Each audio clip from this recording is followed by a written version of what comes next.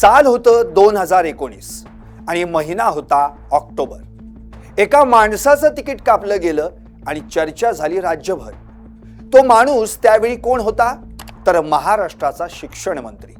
त्याच माणसानं दुसऱ्या दिवशी पत्रकार परिषद घेतली आणि म्हणाला, माझं काही चुकत असेल तर मी दुरुस्त करेन, पक्षाचं काही चुकत असेल तर पक्ष दुरुस्त करेल।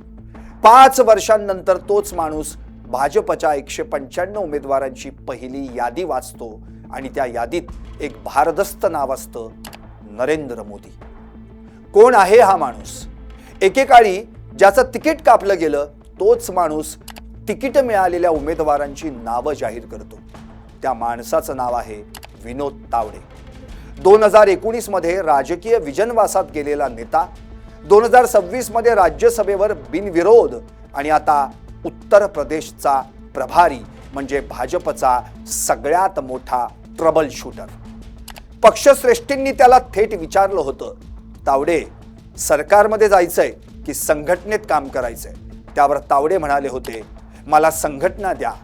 आणि तिथूनच तावडेंचं वजन दिल्लीच्या पारड्यात वाढलं। नेते महाराष्ट्राचे या LS मराठीच्या मालिकेत पाहूयात विनोद तावडेंचा संपूर्ण प्रवास। विनोद तावडे दिल्लीला का आवडे? मराठी माणूस आज UPचा बॉस। नमस्कार, मी संदीप आणि तुम्ही पाहताय LS मराठी। विनोद तावडे, संघटन की सरकार? तावडेंनी पक्ष निवडला आणि बिहारचे प्रभारी बनून गेम फिरवला आणि आता तेच तावडे उत्तर प्रदेशचे प्रभारी बनलेत। 20 जुलै 1963 रोजी मुंबईच्या गिरगावात एका मध्यमवर्गीय मराठा कुटुंबात जन्मलेले विनोद तावडे साठे कॉलेजमध्ये शिकले आणि नंतर पुण्याच्या ज्ञानेश्वर विद्यापीठातून AMIE हा एक तांत्रिक अभ्यासक्रम पूर्ण केला। लहानपणापासूनच राष्ट्रीय स्वयंसेवक संघाशी नाळ जोडली असल्यानं 1980 साली अखिल भारतीय विद्यार्थी परिषद म्हणजे ABVP मध्ये एंट्री केली। 8च वर्षांमध्ये म्हणजे 1988 साली ABVPचे सरचिटणीस आणि नंतर मुंबई युनिटचे प्रमुख बनले। 1994 पासून म्हणजे वयाच्या 31व्या वर्षी भाजपचे पूर्णवेळ कार्यकर्ते बनले। पुढे अवघ्या एकाच वर्षात महाराष्ट्राचे सरचिटणीस बनले, ते अगदी 1999 पर्यंत। पुन्हा 2002 ते 2011 सलग 9 वर्षे सरचिटणीस राहिले। 1999 साली मुंबई भाजपाध्यक्ष बनून सर्वात तरुण अध्यक्ष होण्याचा विक्रमही नोंदवला। प्रमोद महाजन आणि नितीन गडकरी हे दोघे दिग्गज नेते गुरु म्हणून लाभलेले विनोद तावडे वयाच्या 45व्या वर्षी पहिल्यांदा आमदार बनले आणि 51व्या वर्षी डायरेक्ट मंत्रीच झाले। 2008 मध्ये विधान परिषदेवर पहिल्यांदा आमदार, पुढे 3 वर्षांनी म्हणजे 2011 मध्ये थेट विधान परिषदेचे विरोधी पक्षनेते आणि त्यानंतर आणखी 3 वर्षांनी थेट महाराष्ट्राचे शिक्षण मंत्री। 2014 हे वर्ष त्यांच्या आयुष्यातलं टर्निंग पॉइंट ठरलं। या वर्षी त्यांनी विधिमंडळात पुन्हा एकदा एंट्री केली, पण मागच्या दारातून नव्हे तर थेट पुढल्या दारातून। बोरिवली विधानसभा मतदारसंघातून ते पहिल्यांदा आमदार बनले। 2014 मध्ये भाजपची सत्ता आली, देवेंद्र फडणवीस मुख्यमंत्री झाले आणि त्यांच्या मंत्रिमंडळात तावडे शिक्षण मंत्री बनले। वानखेडे स्टेडियमवर त्यांनी केवळ एकाच खात्याची नव्हे तर 5-5 खात्यांची शपथ घेतली। शालेय शिक्षण, उच्चतंत्र शिक्षण, वैद्यकीय शिक्षण, मराठी भाषा आणि सांस्कृतिक कार्य। विनोद तावडे शिक्षण मंत्री होऊन 1 वर्ष होत नाही, तोच शिक्षण मंत्र्यांच्याच शिक्षणावरून वाद सुरू झाला। पहिला वाद त्यांच्या डिग्रीचा। ज्ञानेश्वर विद्यापीठाला पदवी देण्याचा अधिकारच नाही असं हायकोर्टानं 2005 मध्ये सांगितलं होतं, असा आरोप तत्कालीन विरोधी पक्षनेते राधाकृष्ण विखे पाटलांनी केला आणि काँग्रेसनं त्यांचा राजीनामा मागितला। त्यावर मी काहीच लपवलं नाही, प्रतिज्ञापत्रात लिहिलं होतं असं स्पष्टीकरण तावडेंनी दिलं आणि मुख्यमंत्री फडणवीसांनी त्यांची पाठराखण देखील केली। दुसरा वाद कंत्राटाचा। शालेय साहित्य खरेदीत 191 कोटींच्या कंत्राटात अनियमितता दिसून येत असल्याचा आरोप विरोधकांनी केला। अखेर विरोधकांच्या वाढत्या दबावामुळे सरकारनं या कंत्राटाला स्थगिती दिली। तिसरा वाद लाभाच्या पदाचा। मंत्र्यांनी कंपनीची पदं सोडावीत असं मोदी सरकारनंच सांगितलंय, तरीही तावडे वर्षभर 5 कंपन्यांचे संचालक राहिले.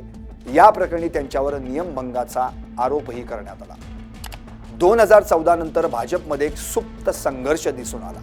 फडणवीस वर्सेस तावडे, दोघांमध्ये कमालीचं साम्य. मग असं काय घडलं की तावडे बॅकफुटवर ढकलले गेले? दोघेही समवयस्क, दोघेही चांगले वक्ते, दोघांचीही पार्श्वभूमी संघ आणि एबीव्हीपी. मग दोघांमध्ये फरक काय? फरक एकच, तावडे गडकरी गटाचे तर फडणवीस मुंडे गटाचे. 2014 मध्ये मुख्यमंत्री पदाची इच्छा तावडेंनी जाहीरपणे बोलून दाखवली होती. त्यांना गृहमंत्री देखील व्हायचं होतं, पण पद मिळालं फडणवीसांना. 2016 मध्ये त्यांच्याकडील वैद्यकीय शिक्षण खातं काढून घेऊन ते देण्यात आलं गिरीश महाजनांना. पुढे 2019च्या निवडणुकीच्या 6 महिने आधी त्यांच्याकडील शालेय शिक्षण खातं काढून घेऊन ते देण्यात आलं आशिष शेलारांना. आणि मग विनोद तावडे उरले फक्त सांस्कृतिक कार्यमंत्री. पुढे 2019ची विधानसभा निवडणूक लागली, पण विनोद तावडेंचा पत्ता कट झाला. त्यांचं बोरिवलीतील तिकीट कापून ते सुनील राणेंना देण्यात आलं. तेव्हा एकनाथ खडसे, चंद्रशेखर बावनकुळे, प्रकाश मेहता यांचाही पत्ता कट झाला होता. पण सर्वात जास्त चर्चा झाली ती तावडेंचं तिकीट कापण्याची. ज्यांना ज्यांना असं वाटलं की आपलं योगदान जास्त आहे, त्यांना फडणवीसांनी साईडलाईन केलं असं काही ज्येष्ठ पत्रकार सांगतात. काही काळापुरतं हे जरी खरं मानलं तरी फडणवीसांनी साईडलाईन केल्याचा तावडेंना एक प्रकारे फायदाच झाला. त्यांनी इतर नेत्यांसारखी उघड नाराजी कधीही व्यक्त केली नाही. पत्रकार परिषदेत बोलतानाही संयम बाळगला आणि राज्याच्या राजकारणाच्या रुळावरून साईडलाईन झालेली आपली गाडी थेट दिल्लीतील राजकारणाच्या रुळावर नेऊन ठेवली. खरं तर तिकीट कापल्यानंतर 90% नेते पक्ष सोडतात किंवा बंड करतात, पण तावडेंनी मात्र एकच केलं, वेट अँड वॉच, नाहीतर वर्क अँड वॉच. 2020 पासून त्यांची गाडी दिल्लीच्या ट्रॅकवरून अशी काही सुसाट सुटली जी हरियाणा बिहार फिरून झाल्यानंतर आता उत्तर प्रदेशात जाऊन पोहोचली. 2020 मध्ये ते भाजपचे राष्ट्रीय सचिव बनले. 2021 मध्ये थेट पक्षाचे सरचिटणीस झाले. प्रमोद महाजनांनंतर महाराष्ट्रातून या पदावर पोहोचणारे ते पहिलेच नेते ठरले. त्यानंतर ते हरियाणाचे प्रभारी झाले. नंतर नितीश कुमारांनी जिथं भाजपची साथ सोडली होती त्या बिहारचे प्रभारी बनले.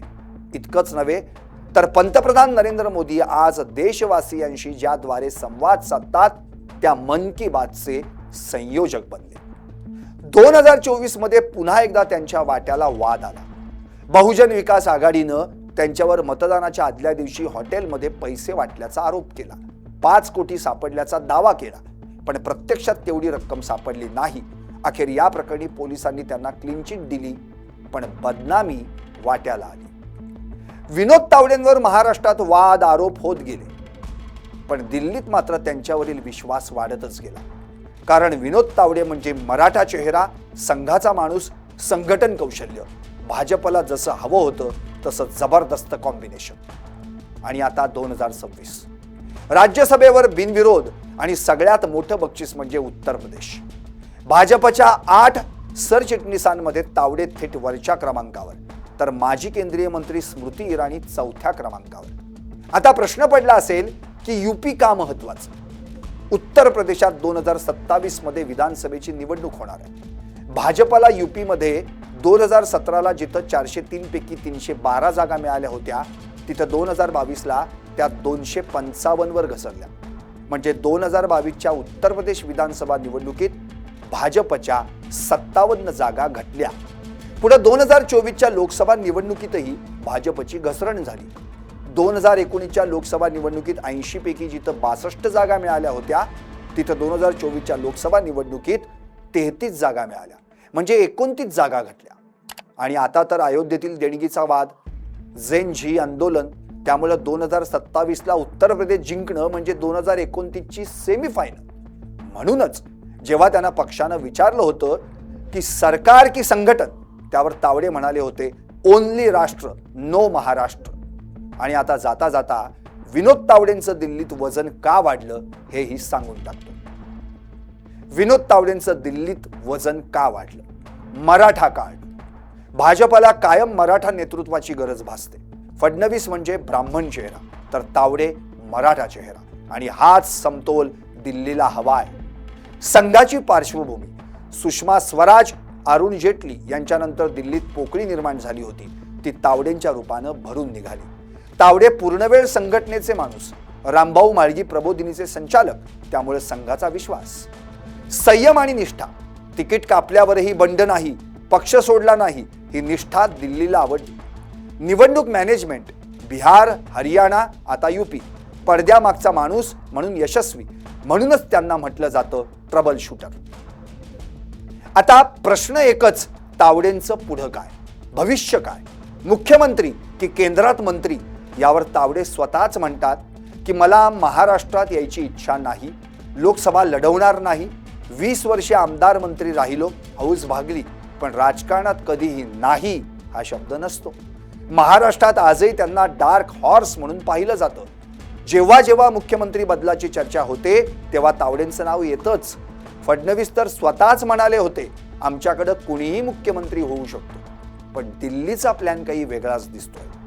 भाजप अध्यक्ष नितीन नवीन यांच्या टीममध्ये 65 पैकी 51 चेहरे नवे आहेत. संसदीय मंडळ, निवडणूक समिती अजून बदलायची आहे. ऑपरेशन अजून पूर्ण होणं बाकी आहे. मंत्रिमंडळ फेरबदलात 2 डझन मंत्र्यांवर टांगती तलवार आहे असं दिल्लीत बोललं जातंय. जर फेरबदल झालाच तर तावडे केंद्रात मंत्री होतील का, की यूपी जिंकून भाजपचे चाणक्य बनतील? एका गिरगावच्या मुलाचा ABVP कार्यकर्ता ते यूपीचा बॉस, हा प्रवास सोपा नव्हता. तिकीट कापलं म्हणून संपला म्हणणाऱ्यांसाठी तावडेंनी उत्तर दिलंय, पक्षात एकनिष्ठ राहिलात की पक्ष न्याय देतो. विनोद तावडे महाराष्ट्रात परत यायला हवेत की त्यांनी दिल्लीतच मोठं व्हायला हवं? तुम्हाला काय वाटतं? पाहत रहा LS मराठीचा हा विशेष मालिकेचा कार्यक्रम नेते महाराष्ट्राचे.